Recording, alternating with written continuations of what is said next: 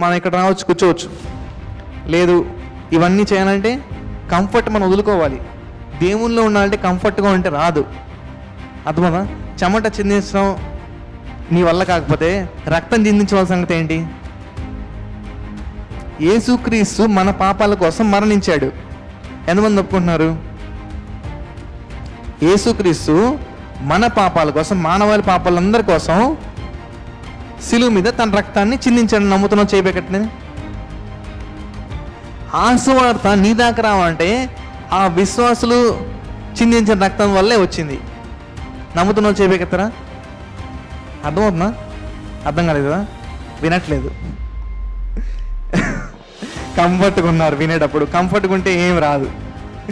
యేసుక్రీస్తు మానవాళి పాపాలందరి కొరకు, నీ పాపం నా పాపం కొరకు శిలువ మీద తన రక్తాన్ని చిందించాడు అని నమ్మిన వాళ్ళు చేపెక్కరా? ఇంకొంచెం క్లారిటీగా వినండి. ఆ స్వార్థ నీ దాకా రావడానికి అది నమ్మిన శిష్యులు రక్తాన్ని చిందిస్తేనే వచ్చింది అని నమ్మిన చేపెక్కరా? శిష్యులు లేదా విన్నవారు రక్తం వల్ల నీకు రక్షణ రాలా. యేసుక్రీస్తు రక్తం వల్లే రక్షణ వచ్చింది, కరెక్టే. కానీ ఆ యేసుక్రీస్తు శిలువ మీద చిందించిన రక్తాన్ని రక్షణ వచ్చింది కదా, ఆ రక్షణ వచ్చిన సువార్తని నీ దాకా అందజేయాలంటే చిందించబడాలి రక్తం. అలా చిందించబడితేనే మనకి ఇక్కడ దాకా వచ్చింది. తోమా గారు రక్తం చిందించాడు కొండ మీద. దాని తర్వాతే ఇక్కడ భారతదేశంలో వచ్చింది. నిన్ను రక్తం చిందించమంటున్నాడు లేదా నాకు తెలియదు దేవుడు. కనీసం చెమట చిందించడం ఖచ్చితంగా ఆయన అడుగుతాడు, మినిమం. ఎప్పుడు కూడా దేవుడు ఇష్టం లేని వాళ్ళని ఏది పని చేయమండి దేవుడు. బలవంతం అసలు చేయడు దేవుడు. నిన్ను రక్తం చిందించమని ఎప్పుడు దేవుడు బలవంత పెట్టడు. ఆయన నిన్ను ఇష్టం లేనిది చేయమండు.